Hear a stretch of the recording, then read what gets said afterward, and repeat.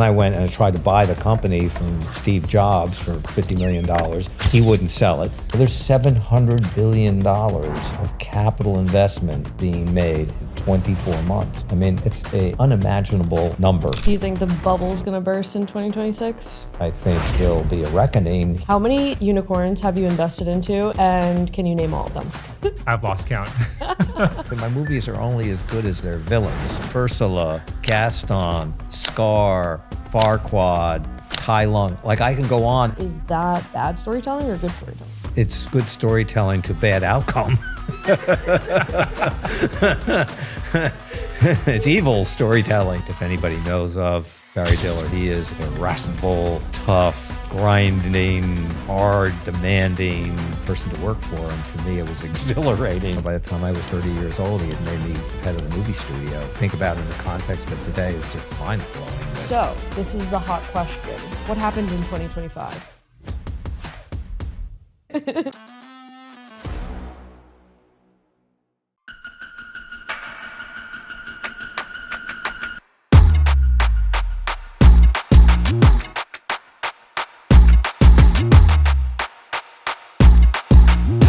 ChenLi and Jeffrey, welcome to Sourcery. Well, happy to be here. Pumped to be here. Thanks for having me at your gorgeous office. Good. Well, our home's your home today, Molly, so let's do it. Well, we certainly made it that way walking around, so I appreciate that. Well, I want to talk about so many things today. Definitely, we need to go into the origin story of WndrCo, the state of the VC world. We're coming off of a really hot year of 2025 and going into 2026. And we'll also get some of your predictions and more on the fund strategy. So, this is the hot question. What happened in 2025?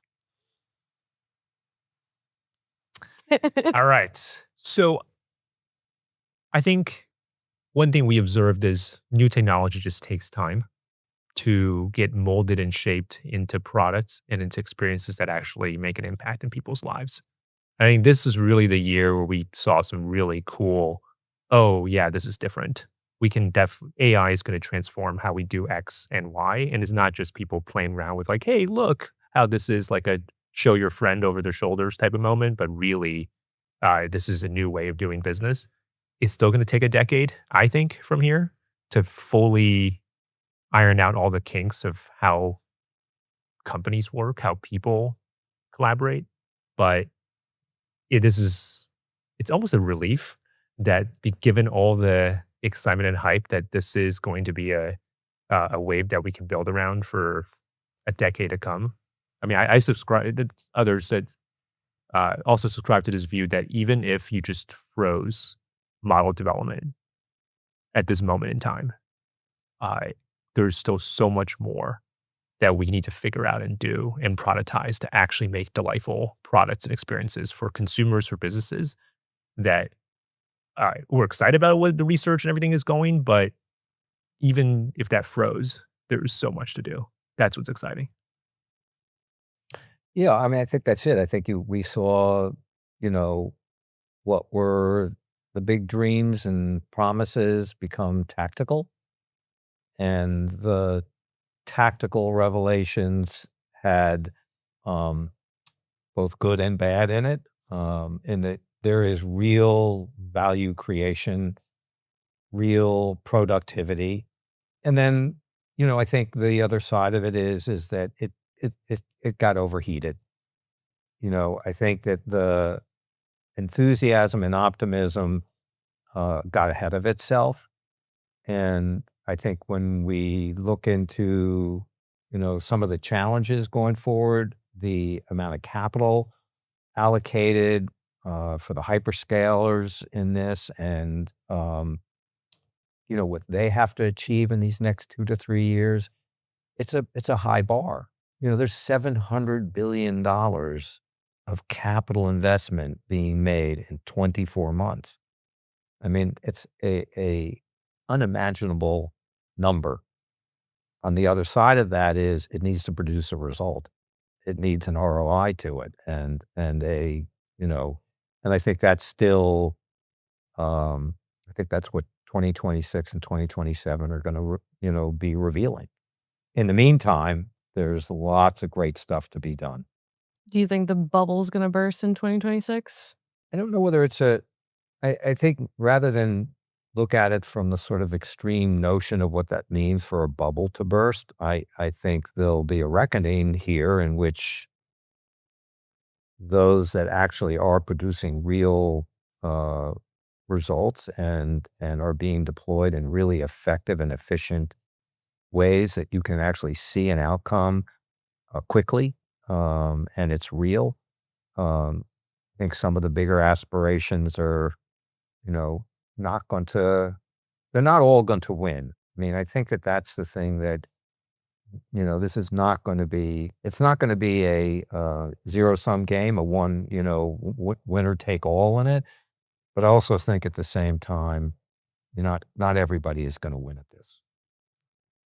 So I want to talk about some of the breakthroughs and some of the leading companies that you have been fortunate to invest into. So ChenLi, how many unicorns have you invested into, and can you name all of them? I've lost count. I think that the special stories are the companies that we got to know the founders early, built a relationship, had that shared. You could see the vision. You could also sort of say, yeah, a lot of things need to go right, and there's a little bit of a murky mind maze to go through, and then there's setbacks and there's challenges along the way, and then when they finally do break through, that's when they get all the celebrations. But we're like, remember those tough, dark moments that we were texting late at night about? It's like, now you'll get through this. Like that's actually what's more rewarding for me is because that you can only control the inputs and the grit, and we all recognize how much macro and luck and just circumstance factor into what ultimately happens. And yeah, that's what I think about day to day. Are there any companies that you're particularly excited about? I know you guys have backed Abridge, Harvey, a handful of others. So we've been fortunate working with some great founders in the Cursor and Abridge, Harvey's, and those are just great examples of who would have thought multiplying matrices of numbers and predicting the next token can unlock, if you just zigzag across 2 years, things that are transforming how doctors do their work every day, how lawyers do their work, how lawyers and their clients do their work. I love going to startups' offices and getting the vibe and culture of the place. And one of the things I do is just kind of look around and see how many screens have that right tab.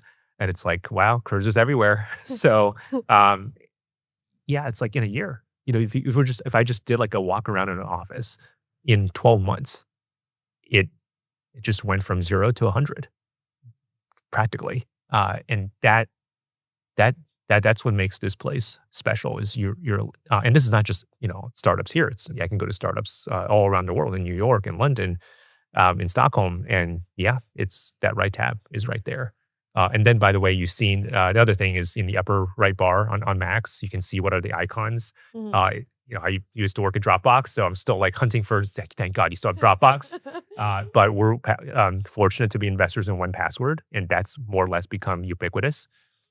We've became investors in Granola, and that's effectively become ubiquitous in startups. And so between the right pane and the top bar, we invest in the future of work, and you're seeing the future of work on people's screens. That's pretty exciting. It's pretty exciting. Yeah. Before we go too far, because I know I'm already jumping the gun, but let's talk about the origin story of WndrCo. You guys have such a special firm, and it's something that I love. I mean, I'm from LA, and so I met Anthony a couple of years ago at this point, and the convergence of creativity and storytelling and venture was just so natural to me, and I thought it was like an incredible superpower and also entirely motivating and like an ambitious strategy. So can you walk me through the origin story and how you got together this team? In spring of 2026, it'll be 10 years ago that I sold DreamWorks. And, I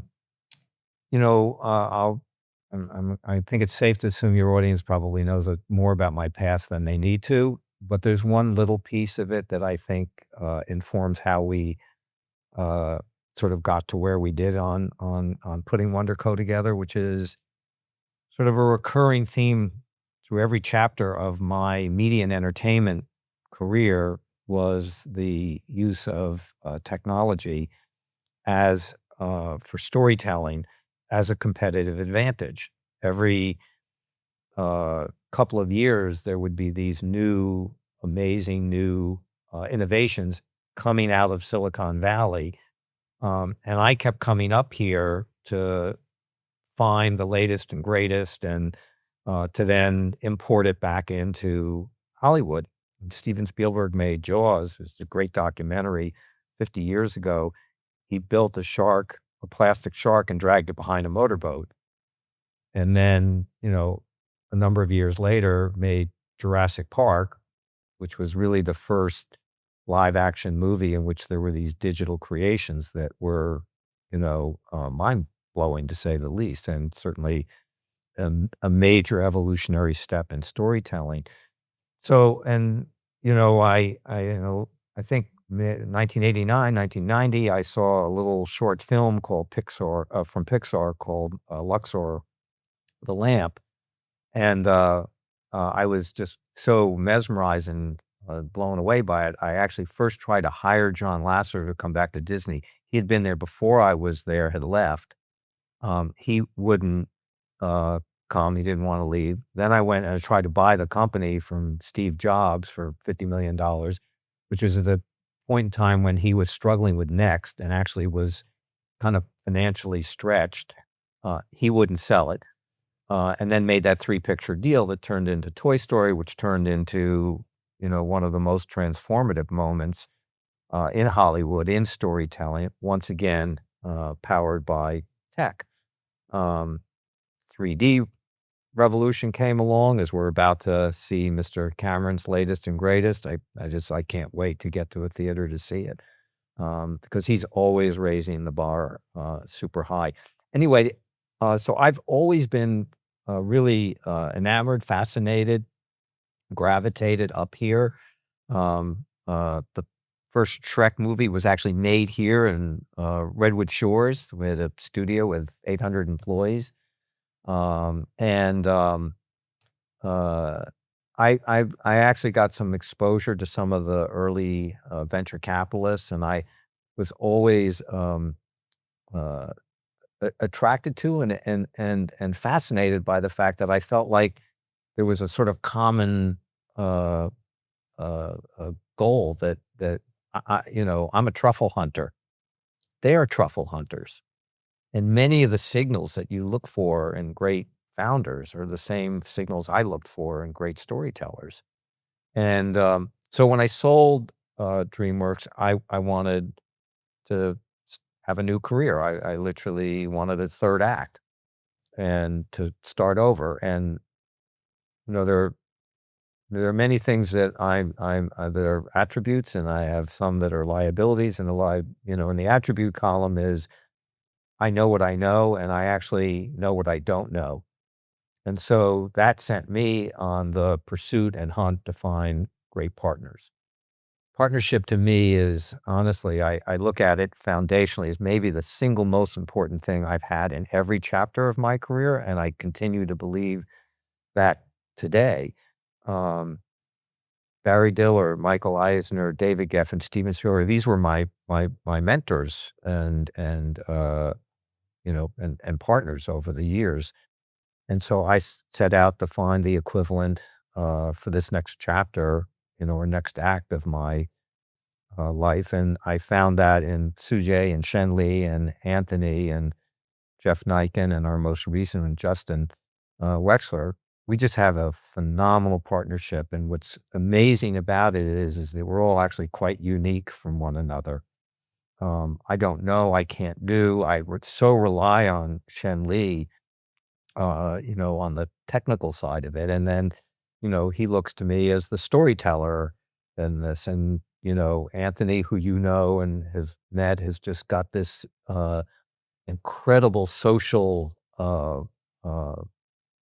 meter and ability to just see over horizons and around corners that is invaluable. And then, our really sort of guiding light in all of this, Sujay, is just really one of the most exceptional and talented, extraordinary people I've ever known. And so that has really sort of been the foundation of the partnership. And what's most exciting to me is that 10 years later, it's never, ever been stronger. It's like we have found,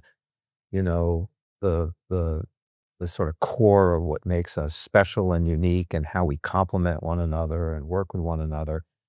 And most of all, it's just fun to be here. Sourcery is brought to you by Brex, the financial stack trusted by more than 30,000 companies, including 1 in 3 venture-backed startups in the US. Nearly 40% of startups fail because they run out of cash. Brex is literally built to help founders avoid that. Unlike traditional banks that let your money sit idle, chipping away at it with fees, Brex is designed to help you spend smarter and move faster. Their all-in-one solution combines checking, treasury, and FDIC protection into one powerful account. You can send and receive money globally at lightning speeds, get 20 times the standard FDIC coverage through their partner banks, and even high yield from day one. With same-day and even same-hour liquidity, access your funds anytime. Companies like Scale AI, DoorDash, ServiceTitan, Hims, Anthropic, Flexport, Robinhood, and Plaid trust and use Brex. Start today at brex.com/sorcery. That's BREX.com/sorcery. Turing is training the next generation of AI with tasks that require real expertise and real-world judgment. That's why companies like NVIDIA, Anthropic, Salesforce, and Gemini partner with Turing. Turing builds realistic reinforcement learning environments and data systems based on real operational traces, the kind of infrastructure frontier labs need to train superintelligence. Visit turing.com/SOURCERY. So what was it like going through all those chapters, all those years, evolving the practice and the firm and strategy? Yeah, what probably is less known is that WndrCo started as an investment holding company. And when we got together in 2016, Sujay and I, after leaving Dropbox, we read about John Malone, who comes from Jeffrey's World, Cable Cowboy. We read about The Outsiders and some of the, over the last 50 to 100 years, companies that have been good stewards of capital and built great generational businesses. And that informed a lot of how we thought about starting something new in 2016. Also, when we looked at our skill sets, we had Jeffrey spent his entire career founding and building, scaling companies. Sujay and I joined Dropbox when it was about a 25% startup. When we left, it was 2,000 plus people. We had deep conviction that there was something to be done with all the talented folks that we had hired and seen them grow and scale, and that we could do it again in different contexts, in different situations. That's led to us building companies in consumer security, in other areas that we can talk about. And it was really that operating building-centric mentality that was probably the guiding light to this day of how we operate. Now we have different strategies, different ways of how we work with companies and founders. But so what evolved fairly quickly in our strategy as ChenLi said, we started as a holdco, and we really wanted to do two things. We wanted to build companies, things that we would start ourselves, or we would buy something that had maybe gone sideways and we saw an opportunity around, or literally just looking at market mapping big ideas that could change the world. Like we always start from a place of, as big as we can possibly imagine and dream, and then look for, is there a solution to that problem? And if there is, great. Can we find a way in? Can we find someone to invest in? And if not, let's just start it ourselves. And so we've started 8 companies since 2018. The holding company next year will probably be $400 million of free cash flow, extremely profitable, and growing really, really nicely, which is kind of an amazing thing. Along the way, we started to see, as we were building, that there were some great investment opportunities, venture opportunities. And so the very first one was 1Password. We actually looked at 1Password to make it a part of our cybersecurity, consumer cybersecurity portfolio. Mhm. It was a great, would have been an incredible bolt-on. Problem was it was too far along and too big for us to do it. But what was clear is it was a terrific investment opportunity. And that really sort of was the catalyst for us to say, okay, let's do this in a sort of pay an homage here to really three firms that I would say are probably most analogous to what we're doing today and what we continue to aspire to. So Founders Fund, they built those companies. Peter Thiel and those guys, they started, PayPal, they started Palantir. Like they're builders. They're also world-class investors. And they do both of those things. And there's actually great synergies that come from doing that. Next one that came along to do their version of it. So each one is driven very much by the uniqueness of the people and the personalities, was Andreessen Horowitz, where Mark and Ben, again, phenomenal founders, built incredible companies, came together and sort of at the outset we're doing that same thing but having that founder's mentality. And the guy who is then the next one up and is about 4, 5, 6 years, I guess, ahead of us right now is Josh Kushner today. He's just, crushing it. I mean, he's just really, we look at that and just great admiration for, what he has done and continues to do. And, our ambition is we're at bat. We're the next ones up to bat to follow in that tradition. Now, we won't be the same as any of those three, but we're certainly, that's the kind of lane that we find ourselves in today. When you think about building these companies, what's the process? Find a big idea. I mean, the latest one that we're doing, which is really sort of in its baby stage, is the whole thing around longevity. Mhm. For as long as man has been around, he's been in pursuit of, the fountain of youth. Everybody wants to be healthier longer. And so it's a perfect example where we looked at the world and everything that is going on in that marketplace today, and actually saw a pretty compelling gap. And 95% of what's going on around it today is snake oil sales, driven by, people trying to sell supplements and, new treatments and processes that are really not driven by actual science. And that was the light bulb for us. By the way, it's not to say that there are some great people that are doing, admirable work in this area. So I don't want to paint the brush of just saying that, I would just say by example, I think Peter Attia is, pretty unique and doing some great stuff. We invested in a company alongside him, more in the disease detection and prevention area, which is very, very different from longevity. So having seen that, we realized the opportunity was to actually build something that is foundational to it is the leading research scientists around the world. Can you bring them together under one umbrella, gather extraordinary amounts of data shared across these different verticals? Because longevity is many, many different, there's mental acuity, there's bone density, there's skin, there's just metabolism. There's so many different expertise in that area. And so we started Wonder Health in New York, and today have 70 of the leading scientists in the world who are affiliated with us. And we are in pursuit of things that will become, we hope, we believe, we're fairly confident, big consumer opportunities. I think at the outset, before we get started that, our typical process is, we meet every Monday. We're on text 24/7 is debating what are the big opportunities. And then from there, being relentless. There's one word to describe Jeffrey, relentless, about meeting every interesting founder, scientist, practitioner in the space. Cold emails go a long way to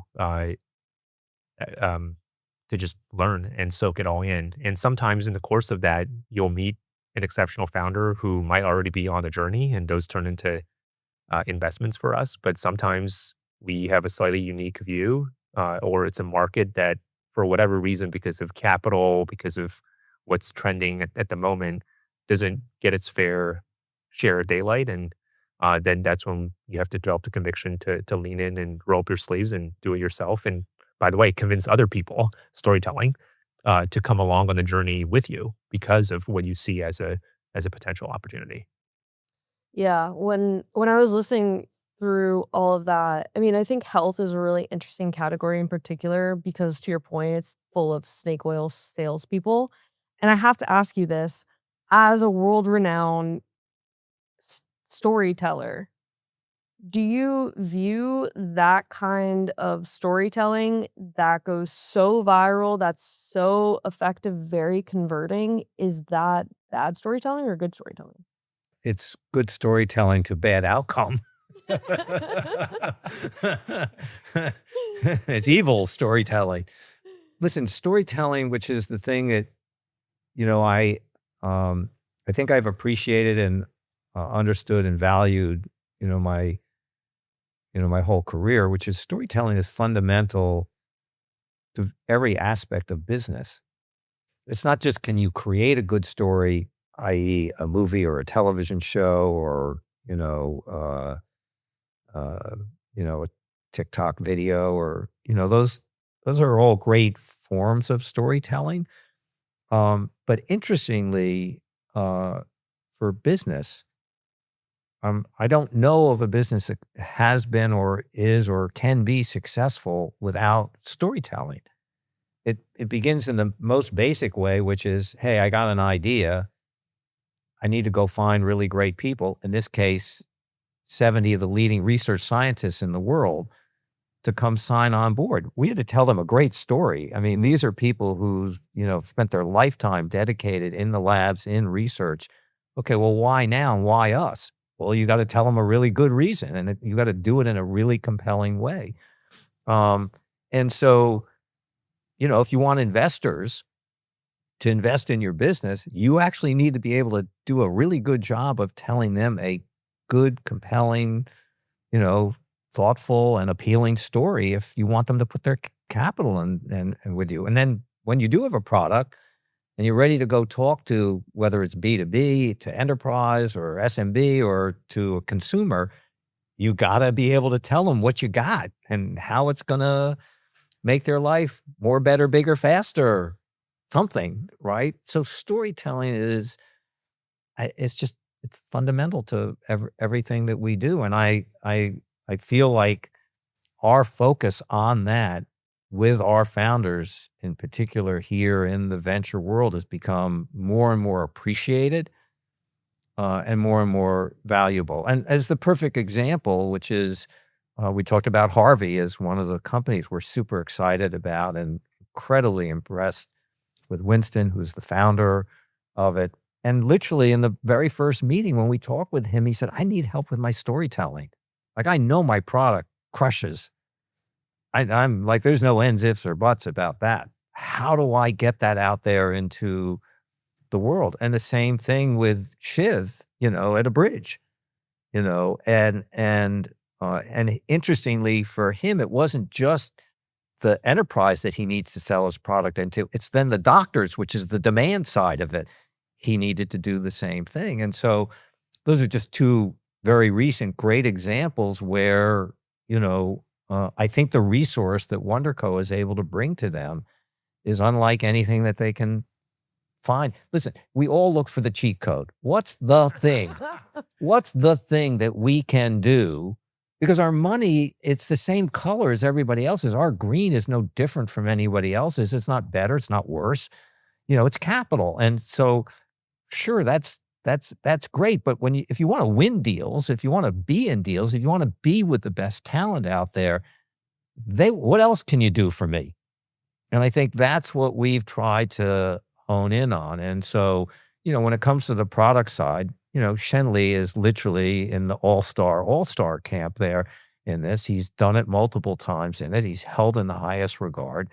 And I watch with him with founders, who are looking for that product roadmap, and they're looking for someone who just has knowledge, experience, and outcome, who can, really get in there and under the cover and really understand what's driving, what's the stickiness of it, what is the thing that is going to make it must have and must value to it. And there's just, there are few people in the world like him. Some of you may not have heard this yet, but our sponsor Public just launched something called Generated Assets, and it brings AI into investing in a way I've honestly never seen before. Here's how it works. You type in an idea like AI-powered supply chain companies with positive free cash flow, or defense tech companies growing revenue over 25% year over year. Public's AI then dispatches a swarm of agents that scan every single US stock, evaluates them, and instantly builds a custom index around your thesis. What really stands out is how clearly it explains why each stock is included. And before you invest, you can even backtest your idea against the S&P 500, so you're making decisions with real context, not just guessing. And beyond generated assets, Public lets you invest in stocks, bonds, options, crypto, all in one place. They'll even give you an uncapped 1% match when you transfer your investments over from another platform. If you want to build a portfolio that actually reflects your thesis, visit public.com/Sourcery. Paid for by Public Investing. Full disclosures in the description. Founders ship faster on Deel. Set up payroll for any country in minutes, hire anyone anywhere, and get visas handled fast so you stay focused on scaling.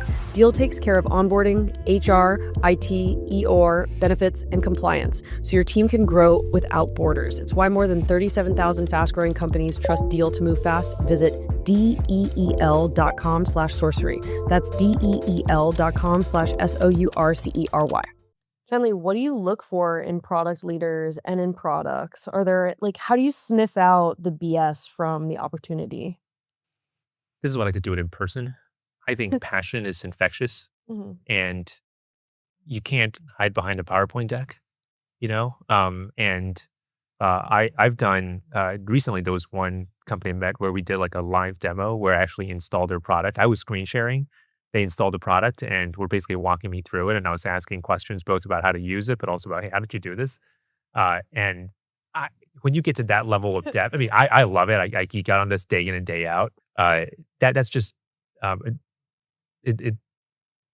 don't know how you can not be genuine about that. It's so fascinating. I find this blows my mind here. The first thing that you should be doing is try the product.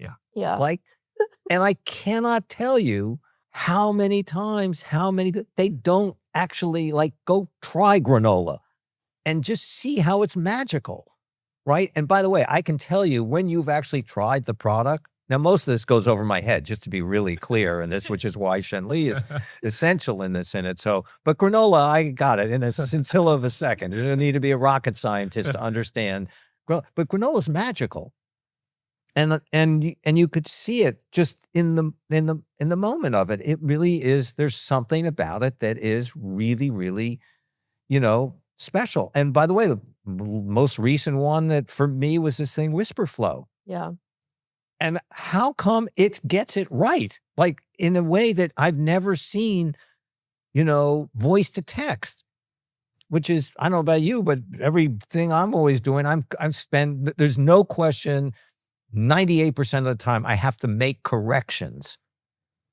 With that, rarely. It's extraordinary, just the quality of that. And so when those things come along, and trust me, when they are sitting with us and we've actually used the product and they can, and you talk about it that way, well, that alone gets them that much more excited about wanting to, have you engage with them. Maybe a little vignette. Years ago, I read that Steve Jobs obsessed about the back of the circuit boards that went into the computers. He wanted them to look pretty, even though nobody really opens the computers to look at that. And that was sort of his craft and dedication and almost a message he sent to the team. And one of the first times I was using Granola, some founder was listing through companies in the same competitive, domain that they were in. And I was trying to keep a list of it. And some of the names were very esoteric. And then later I read the notes and they had been spelled correctly. And I was kind of like, how did you do that? You must have done, the product must have gone and done web searches to verify we were talking about this space. These were probably the other companies. This is the right way to spell those companies and polish up the notes to do that. And that was one of those kind of edge case things that we used to obsess about at Dropbox. And there's just not very many companies that has the culture and the craft and intuition to do that. And so it is still rare. So when I see that, I'm like, wow, you're really obsessed. Yeah. Whoever did this is really obsessed with that. And that it's not that, is that feature going to unlock some viral? I don't know. But that's like the craft and dedication to it that I don't know. I just personally have a soft spot for founders who do that. I'm so curious to hear your answer about this because I feel like we always hear about new benchmarks having to do with revenue and different kinds of milestones and stuff like that. And yes, there's benchmarks and evals for models, but I'm curious from your standpoint, like looking at the companies that you look at, what are the kinds of benchmarks that you now evaluate off of in this like AI era? Like what is the new standard to which like these apps, these companies, infrastructure, cybersecurity, health companies that they like internally like should be meeting? So first is I think through our entire careers, pre-WndrCo and Jeffrey's entire career, we've been people. I think the ingenuity and creativity of people and how magical their spikes and how when you compliment people and how what they can create together is the secret sauce. We've seen countless times, Ali Goetze Databricks, for example, how he's reinvented the company multiple times to have that intuition about what they've built, what the market needs, where the world is going and building toward it. None of that shows up in a benchmark. The irony is many people now talk about AI replacing humans. We have never assessed our best humans based on benchmarks. I mean, how many years have parents complained about standardized testing or dumbing down their kids? And yet I think we're going down the same route with the first wave of benchmarks. They do very well. I mean, other people said they do very well in benchmarks and they fail in the real world, right? And I think it's time to stop thinking about the next generation of AI as just this very quantitative, uniform thing. It is about how do you actually let them do the best that they can do with the right context, with the right workflow for your particular problem that you're solving for a particular user and customer. And I don't think it's going to come. I don't think, I don't know, is it 60, 70% of those use cases actually require frontier models? I think you can, again, freeze the model and it's the ingenuity, the last mile that's actually what's going to create a magical product. One of our sponsors is Turing, and they're an AI research accelerator. So they're helping support these models and get all the benchmarks and evals and all these kinds of things and get to super intelligence. And, the CEO, Jonathan, I've talked to a couple of times, we had on the pod, and his point, similar to this, is like the models are great. Like ChatGPT 5 was amazing. Like we're starting to forget what magic feels like because it's normalized. And so what happens when like everything is automated? I don't know. What do you think everything's going to feel like if like maybe in 5 years, I don't think it's going to happen in the next year, but like things actually start to pick up and like all of a sudden you get magical products, you get magical companies, some of these processes a little bit more automated. They're understanding text scribing much, much faster, and like those kinds of workflows get streamlined. I think this is actually a famous Jeff Bezos quote about how consumers are never satisfied and the bar always gets raised. Yeah. That's probably will keep us in business for decades. And what personally motivates me is, we now take it for granted that they do all these things, but you're like, but you still don't do that correctly. I don't know.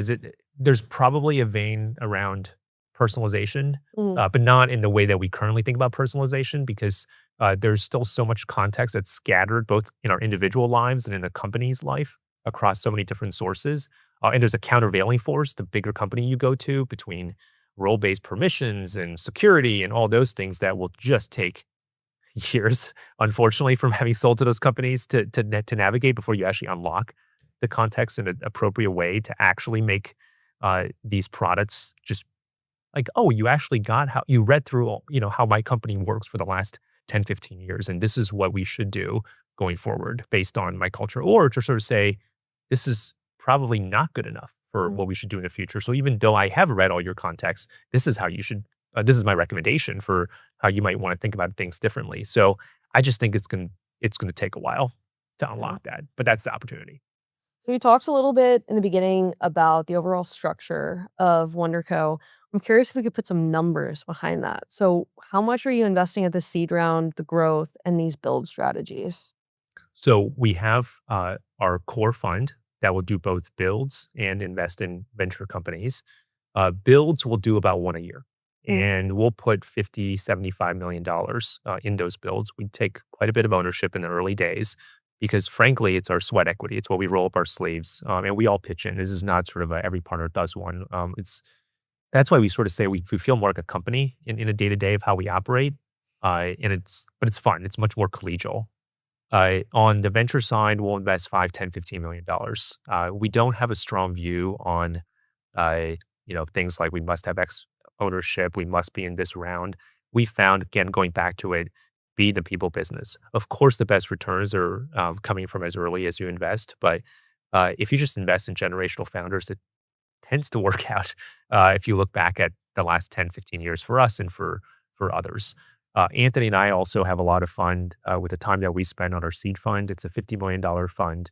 We're typically investing $500,000, which means we're not leading.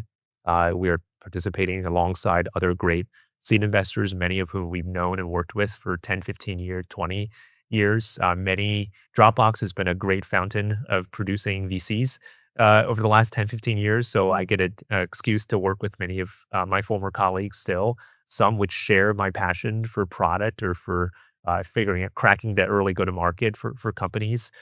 So frankly, I think there's just a love and passion for what we get to do every day. And we've kind of tailored our fund size and strategy to really letting us do our best work and hopefully helping founders and letting them do their best work.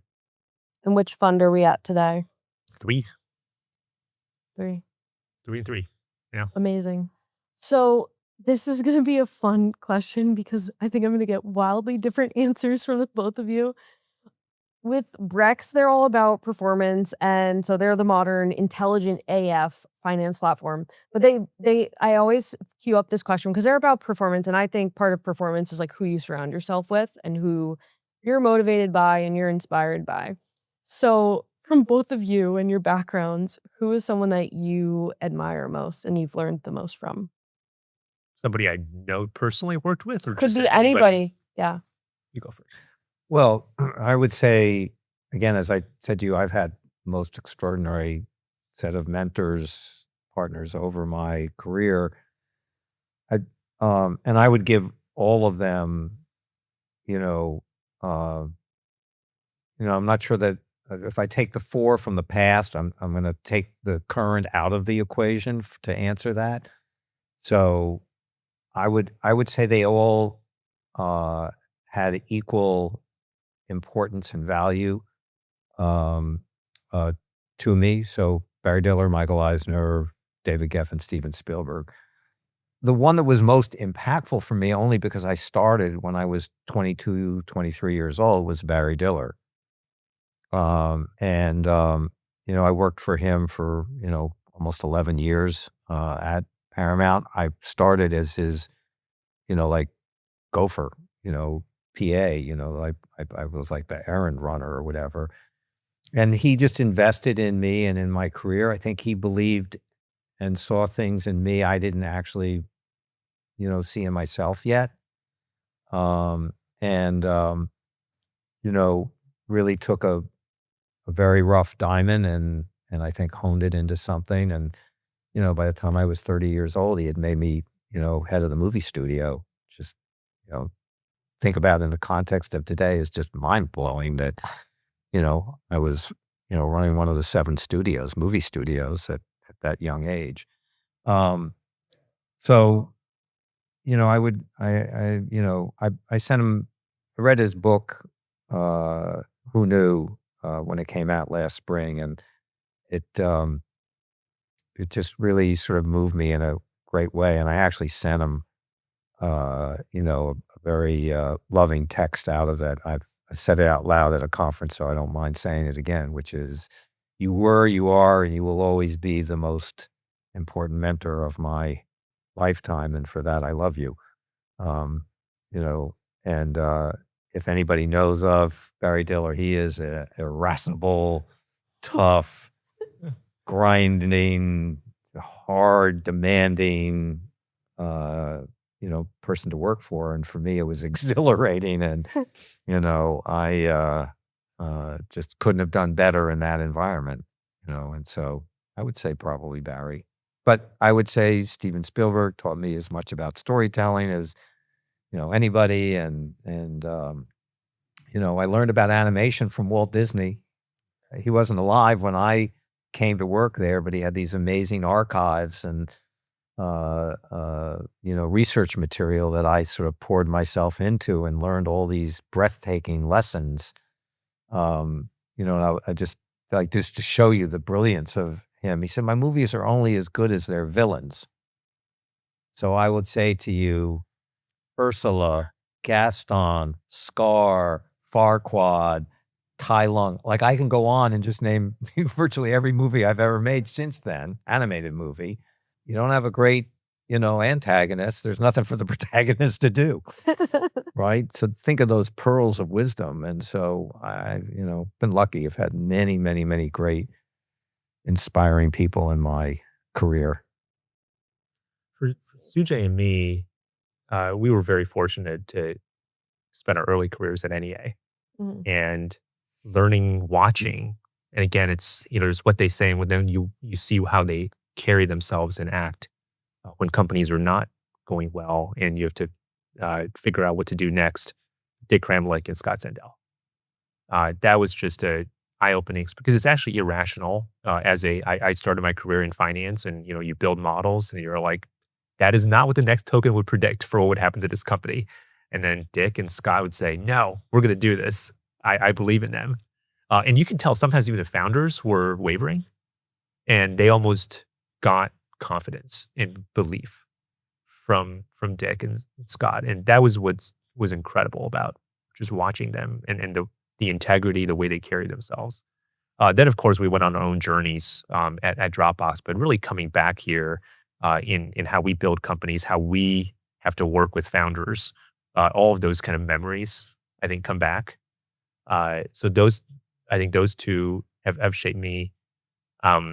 What Drew and Arash believed in doggedly about first principles thinking and specifically about talent. It's now a common thing that you want to hire people with successful company. Many of the folks that we hired and worked with have become very successful wherever they went. But we and Drew and Arash took a risk on them. They did not have the fancy resumes and pedigree. Some of those profiles didn't actually work out for us. We bet on talent, and that was a big thing on them. It's like ChenLi, just first principles, are they the most talented person, even if they don't have the resume and the pedigree to have done the sales job or done the international expansion job. Just bet on the person. And that's also shaped some of how we've hired and worked with our founders in terms of how they thought about hiring, growing their teams. And again, that's not benchmarks. That's like recognizing humans as individuals with spikes and potentials for the right opportunity. And then personally, lastly, and this is one I share with our other partner, Jeff Niken, is Charlie Munger. Just that super even keel gratitude, but fierce curiosity about everything you do. It's like evergreen, and to just see what he did over his career. And all the things that didn't go right, and his mentality through that is just so admirable. Along with Jeffrey's work ethic, which is insane to keep up with. That's a struggle day to day. That's amazing. Well, that's a really good place to end this. Thank you Awesome. guys so much. It was a pleasure. Thank you. Good. Thank you. Appreciate it. This was fun. Hey, it's Molly. If you enjoy our interviews, check out our newsletter, Sourcery.vc, where we deliver a once-a-week top deals and tech headlines email, and also go deeper on our podcast interviews. Subscribe to Sourcery today. And don't forget to subscribe to the podcast on YouTube, Spotify, Apple, or wherever you listen. Link in description to sign up.